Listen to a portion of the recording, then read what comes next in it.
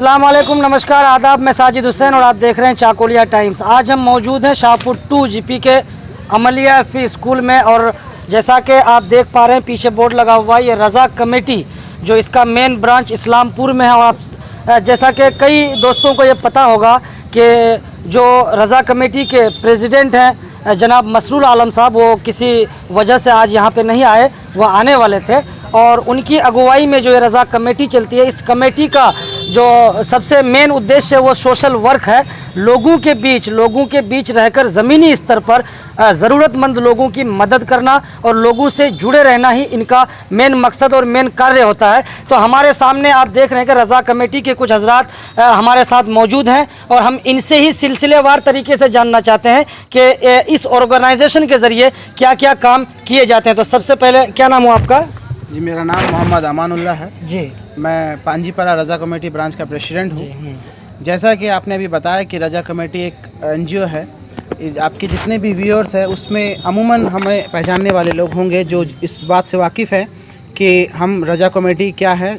इस इलाके में ये नई बात हो सकती है, बट उत्तर दिनाजपुर में आप किसी भी कोने में जाके अगर ये बात कहेंगे कि मैं रज़ा कमेटी से हूँ तो आपको इंशाल्लाह इज़्ज़त ही मिलेगी उस एरिया में, क्योंकि रज़ा कमेटी एक एनजीओ है जो डिस्ट्रिक्ट लेवल पे अपने जितने भी हमारे इलाके के गरीब तबका है या मजबूर लोग हैं या जिनको मदद की ज़रूरत होती है उनको मदद फराहम करने की कोशिश करते हैं।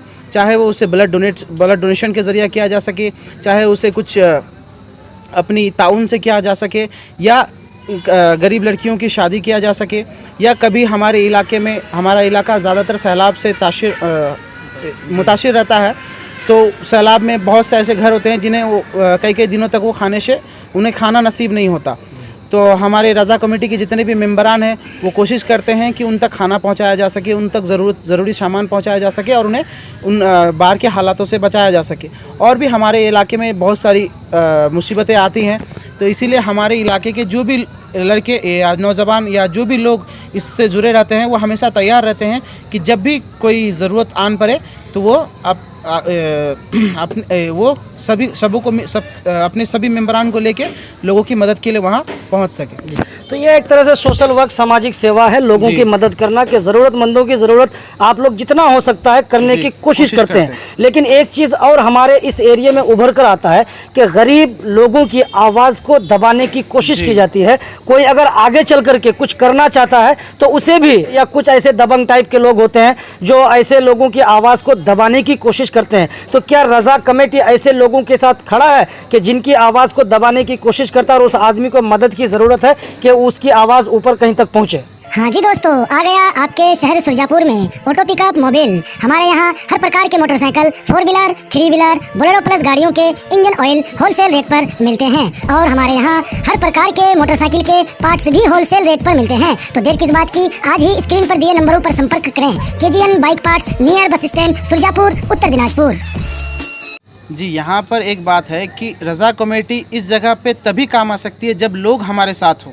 अगर लोग बढ़ जाएंगे कि ये कोई है, ये इस इलाके का नहीं है, हम इसके साथ क्यों खड़े रहें, तो फिर रज़ा कमेटी कुछ नहीं कर सकते। या कुछ नए लड़के जो अभी उभर के सामने आए हैं उनके साथ अगर वो खड़ा ना होना चाहें कि ये नया लड़का है या ये जाति का है, ये सुन्नी है, ये देवबंदी है, या हमारे इलाके में बहुत फ़िरका परस्ती होती है, तो अगर उस जगह में जाके अगर हम बढ़ जाते हैं तो रज़ा कमेटी वहाँ मजबूर हो जाती है। क्योंकि कुछ भी करने के लिए अगर कोई नेता भी अगर कुछ करता है तो पब्लिक के सपोर्ट से ही करता है, कोई बिजनेसमैन भी अगर कुछ करता है तो पब्लिक के सपोर्ट से ही करता है, अकेले कुछ नहीं कर सकता। जहां लोगों का सपोर्ट होगा वो कुछ भी दुनिया हिलाने की काबिलियत रखता है। जी, अभी रज़ा कमेटी की अगर हम बात करें सर, तो ग्वालपोखर में और इस्लामपुर पांजीपाड़ा में बहुत अच्छी पकड़ है ज़मीनी स्तर पर, और लोगों की ज़मीन पर जाकर मदद भी करते हैं। सोशल मीडिया के माध्यम से इस चीज़ का पता लगता है। मैं भी अपने चैनल के ज़रिए से इलाके के यूथ से, खास करके युवाओं से ये गुजारिश करूँगा कि आप लोग ज़्यादा से ज़्यादा जुड़े इस कमेटी से, कि ये एक आम अवाम की ताकत है, आम अवाम की पहचान है। हमारे साथ अहमद रज़ा कादरी साहब हैं, हम इनसे एक बात जानने की कोशिश करते हैं कि सर, आपके इस NGO से, जो आपका ये ऑर्गेनाइजेशन है रज़ा कमेटी, इससे जुड़ने के लिए क्या कुछ है सर, और कैसा क्या है कि कोई अगर इससे जुड़ना चाहे तो वो किस तरह जुड़ सकता है? सबसे पहले तो मैं चाकोलिया टाइम्स का शुक्रिया अदा करना चाहूँगा कि आपने वक्त निकाला हम लोग के लिए। तो ये जो है रज़ा कमेटी, इनका ख़ास मकसद है लोगों की भलाई करना। इनके ज़रिए दूसरी लोगों को मतलब जो है सामाजिक खिदमत, जैसे हमारे इलाके में बहुत सारी ऐसी है बेबस लोग हैं जो इनकी आवाज़ों को दबाया जाता है। जी इनकी जो जहाँ आदमी जिस स्तर पे हैं वहीं पे रहे, इनकी आवाज़ को बुलंद करने के लिए एक रज़ा कमेटी हम लोग चुने हैं। और इसका कोई ख़ास ये नहीं है, इनके दौरे जो अब जो रज़ा कमेटी में आना चाहते हैं, इनकी एक फॉर्म इसको फिलअप करना पड़ेगा, इसके ज़रिए वो अपने इस कमेटी को शरीक हो सकते हैं। पर और बाकी जितने भी अभी फ़िलहाल हमारे यहाँ रज़ा कमेटी में हमारे इस MLE FP स्कूल में जो है ये प्रोग्राम रखी गई है, ख़ास तौर से मैं लोगों से यही अपील करना चाहूँगा, जितने भी ये है इस कमेटी के मेम्बरान्स है, काफ़ी इस लोगों ने भी काफ़ी ये की, हम लोगों की मदद फराहम की, सपोर्ट किए कि इस कमेटी के ज़रिए हम लोग गरीबों की मदद करें। और बाकी जहाँ तक हो सके राइट टू फाइट, हक के लिए हम लोग लड़ेंगे। इस कमेटी के ज़रिए हम लोग किसी की कोई भी चीज़ ऐसी जो ख़ास तौर से ज़मीनी स्तर पर है, इनकी आवाज़ों को दबाया जाता है, इनकी आवाज़ को हम लोग कैसे बुलंद करें, ये रज़ा कमेटी के ज़रिए हम इनकी आवाज़ को बुलंद कर सकते हैं।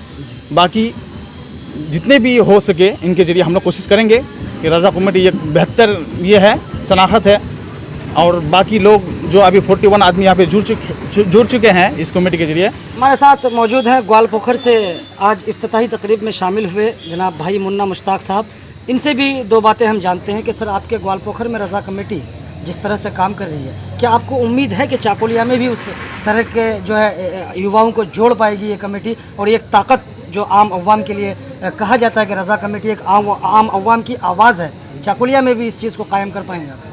जी बिल्कुल। सबसे पहले तो मैं आपके चैनल को बहुत बहुत मुबारकबाद देता हूं कि आपके ज़रिए से हमारी बात जो है मीडिया की ये पहुंच रही है लोगों तक, आवाम तक। जी हाँ, हमारे ग्वालपोखर में जिस तरह से ये कमेटी काम कर रही है, मुझे ये मुकम्मल यकीन है कि यहाँ के नौजवानों में मैंने जो जोश देखा यहाँ आके, तो ये लोग ज़रूर इससे अच्छे से अच्छे काम कर सकते हैं। और इनके जज्बात को देखते हुए मुझे लगता है कि अब जो है यहाँ के तमाम नौजवान इनसे आहिस्ते आहिस्ते जुड़ने लगेंगे और यहाँ की फलाह बहूदी के काम में ये सारे लोग हिस्सा लेंगे। और जितने सारे इल्लीगल काम होते हैं, ऐसे कामों पर ये लोग अगर आवाज़ मिल के उठाएँ तो मुझे लगता है कि ऐसे काम और यहाँ नहीं होंगे, जिससे हमारा इलाका तरक्की करेगा, हमारे नौजवान तरक्की करेंगे। और जो है जब इस तरह से हम आगे बढ़ेंगे तो उम्मीद है कि हम तालीमी मैदान पर भी आगे जाके काम कर सकते हैं और दूसरे समाजी खिदमत को भी अंजाम दे सकते हैं। इस तरीके से अगर हम आगे बढ़ते हैं तो एक दिन इंशाअल्लाह ये उत्तर दिनाजपुर भी चमकेगा, मुझे ये उम्मीद है। भाई इफ्तिखार से मैं एक बात जानना चाहूँगा कि आप हमारे चैनल के ज़रिए से चाकुलिया के युवाओं को, आप प्रेसिडेंट हैं अमलिया ब्रांच के, तो चाकुलिया के युवाओं को क्या संदेश देना चाहते हैं और क्या कहना चाहते हैं रज़ा कमेटी की तरफ से? इस शेर के साथ अपनी बात का आगाज़ करूँगा कि उकाबी रूह जब बेदार होती है जवानों में, नज़र आती है उनको मंजिल आसमानों में। सबसे पहले आपका बहुत बहुत शुक्रगुजार हूँ मैं कि आपने अपना कीमती वक्त दिया और हमारे इस प्रोग्राम में आए, और इसको दिखाने की कोशिश करेंगे ताकि इसके ज़रिए से लोगों के अंदर भी बेदारी आए। जो लोग बेदार नहीं हैं, जो जहालत की ज़िंदगी गुजार रहे हैं कि ये क्या चीज़ है, क्या करना चाहिए नहीं करना चाहिए, उसको दिखाएंगे।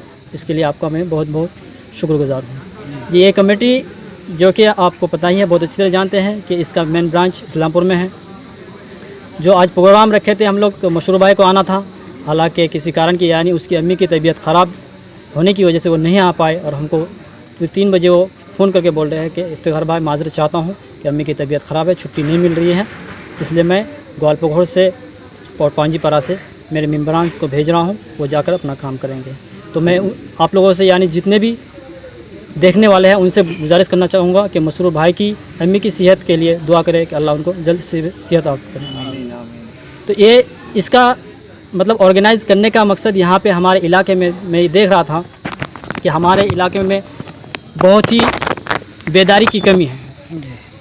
किस तरह से हमारे इलाके में बेदारी, जो हालांकि पढ़े लिखे तो बहुत ही कम, जो भी पढ़े लिखे हैं वो यानी जोहला की सोहबत में रह कर के उसका असर पड़ गया है उसके ऊपर, वो कोई डिसीज़न नहीं ले पाते हैं कि इलाके में कैसे बेदारी लाए, किस तरह से इलाके के लोगों के लिए आवाज़ उठाई जाए।